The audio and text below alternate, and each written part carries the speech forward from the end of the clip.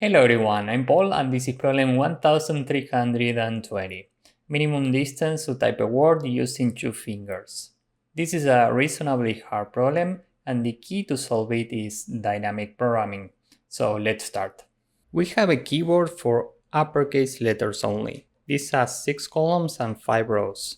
And we are given some word, in this case, cake.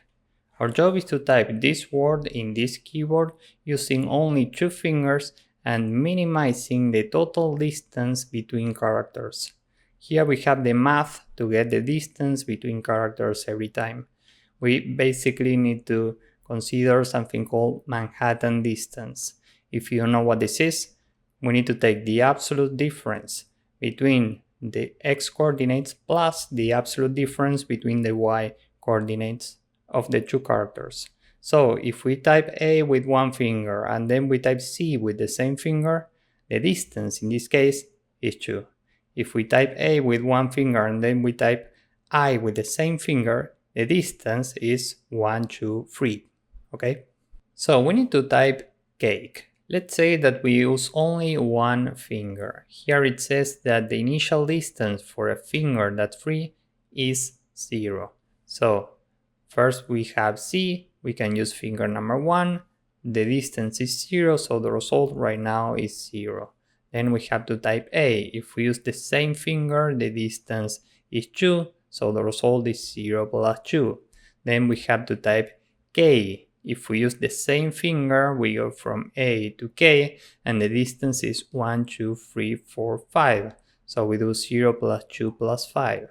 Then we have to type E, and the distance in this case is 1, and 0 plus 2 plus 5 plus 1 is equal to 8. Now the thing is that we are trying to get the minimum total distance and we have 2 fingers available. So the optimal solution here is the following. We can use finger number 1 to type C. Given that finger number 1 is initially available, the cost of doing this is 0. So the result is 0 initially.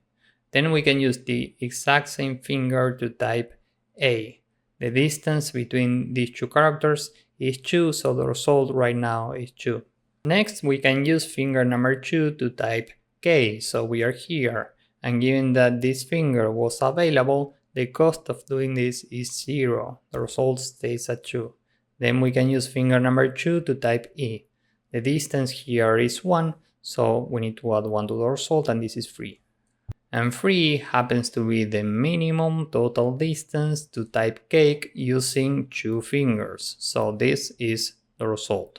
These are the final positions of finger number 1 and finger number 2. The main observation here is the following. We have to iterate the characters in this word. So we can go from left to right. We start with C and we have 2 choices. We can type C with finger number 1 or with finger number 2. Let's say that we decide to use finger number 1. Next, for this character, we can choose finger number 1 or finger number 2. If we decide to type C with finger number 2 instead, then we can type A with finger number 1 or finger number 2. Next, from each of these scenarios, we have 2 options for this index, and then from each of these scenarios we have 2 options for the last index. So this is our decision tree. We can solve small subproblems and use those results to solve new subproblems. This is the definition of dynamic programming. Let's say that we start with finger number 1. So at this level we choose finger 1. The last position for finger 1 is C.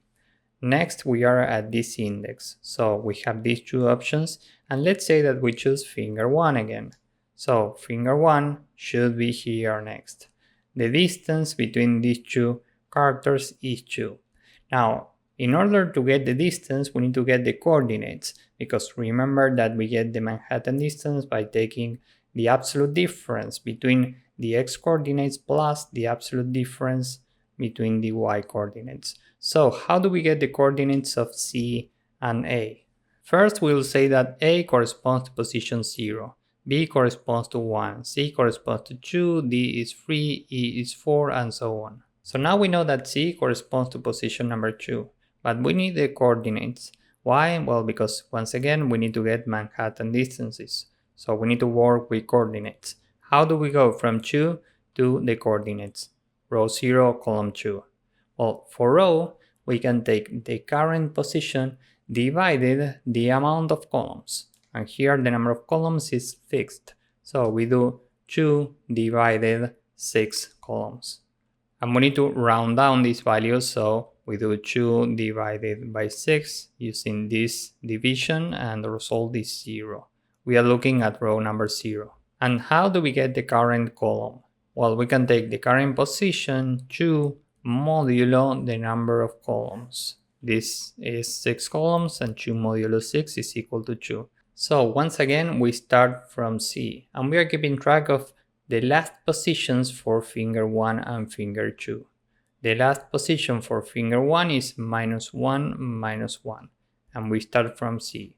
We know that the coordinates for C are 0, 2. And given that the last position is -1, -1, the distance is 0. So the accumulated distance up to this point is 0. And now we are typing C with finger number 1. So the last coordinates for this finger are 0, 2. Now we are here and we have two choices again. Let's say that we pick finger number 1. The current position is 0, 0. And we know that the previous position was 0, 2. So the distance here is 2. And how do we reach this number? Well, we have the coordinates. So we can do the difference of x. So we take the absolute value of 0 minus 0 plus the absolute value of the difference for y, 2 minus 0. And this is 0 plus 2, which is 2. So this is the distance. The result up to this point is 2. And now we can continue with the next level. Here we have two choices again. Let's say that we choose finger number 2. This is the first time that we use finger number 2. So we do 0 plus what we have before, and the result stays at 2. And the coordinates for k are 1, 4. Now for the final index, let's say that we choose finger number 2 again. We know that the coordinates for E are 0, 4, and the previous coordinates are 1, 4. So the Manhattan distance is 1 plus 0, which is 1. And this makes sense because the distance between K and E is exactly 1. So we add 1 to the result, and this is 3. And this happens to be the winner path, but we have to explore every possible path in this decision tree and keep the minimum possible distance at the last index. In this case, the result is 3. So with this in mind, let's see how to code this up. Here we can use a recursive DP approach. So we will have a function DP with 3 values: the string index, the last coordinates for finger 1, and last coordinates for finger number 2. And if string index is equal to the length of the word, we are out of bounds, so we can return 0. Else, we are looking for the minimum total distance. So we can say that best is initially a very large number. We can use positive infinity because we are looking for the minimum number. And now we can get the coordinates corresponding to the current character in the keyboard. The character is equal to word at string index. First, we need to get the position of this character. Remember that we are using 0 for A, 1 for B, 2 for C, and so on. So the position is equal to the ASCII code for the character minus the code for A. This is a standard technique to do this, but it's very important to use uppercase here because we are working with uppercase letters. And now with this we can get the coordinates. Ij are equal to the position divided 6 and the position modulo 6. Now, what if we use finger number 1? First we need to get the distance, which is the Manhattan distance between the current coordinates and the previous coordinates. We will say that this is equal to 0 if f1 is equal to minus 1 minus 1. Why? Well, because this is the first time that we use finger number 1, so the distance has to be 0. Else, we can take the Manhattan distance. Here we take the absolute difference of f1 0 minus I plus the absolute difference of f1 1 minus a. And now we can say best is the minimum between what we have in best and d1 plus, and here we call dp, and we need to move to the next index in the string. So we can take string index plus 1, and for f1 we are using the current coordinates because we are using the current finger. We are using finger 1 here, and for f2 we keep this as it is. Okay. Now what if we use finger number 2? We are doing something very similar.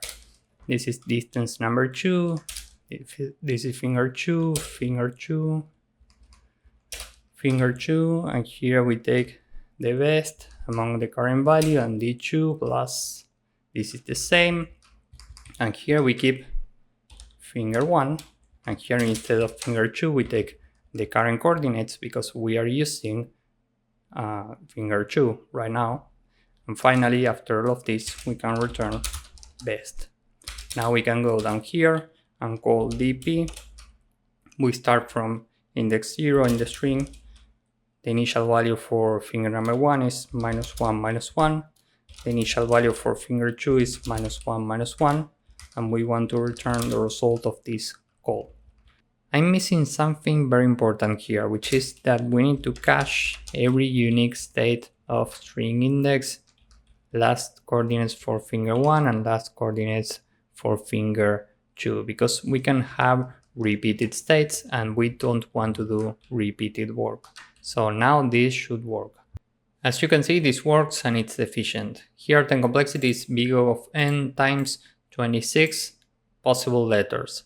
And given that this is a constant number, this is overall big O of n. Space complexity is also big O of n because of this cache.